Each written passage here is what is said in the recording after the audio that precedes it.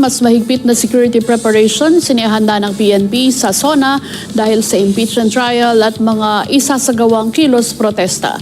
Si Vic Sementak sa detalye ng balita. Vic?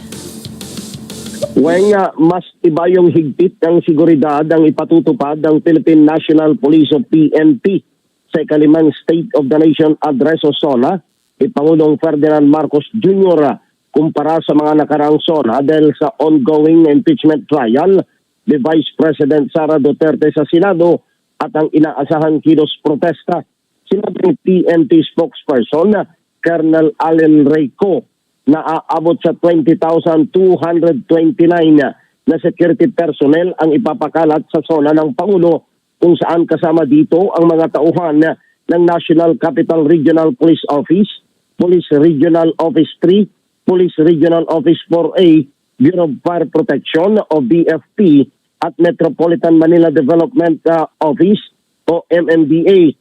Ayon kay Colonel Co, inaasahan na mayroong mga grupo na magsasagawa ng rally sa araw ng SONA.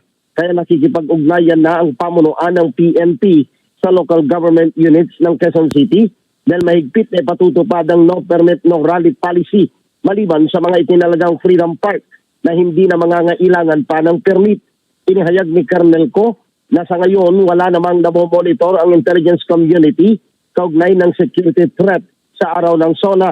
Niliwanag ni Colonel Co na handa ang PNP na harapin ang anumang banta sa seguridad sa araw ng SONA kung saan pangunahing concern ng pambansang pulisya ang kapayapaan at kaligtasan ng publiko. Nagbabala naman ang PNP sa mga grupong magsusunog ng effigy sa mismong araw ng SONA bilang bahagi ng kilos protesta na mahigpit itong ipinagbabawal dahil maharap ang mga gagawa nito ng kaukulang kaso.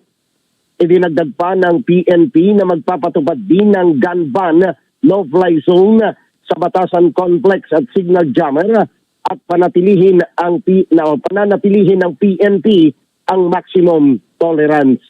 Vic Sementak para sa mata ng Agila, matatag, matapang, matapat.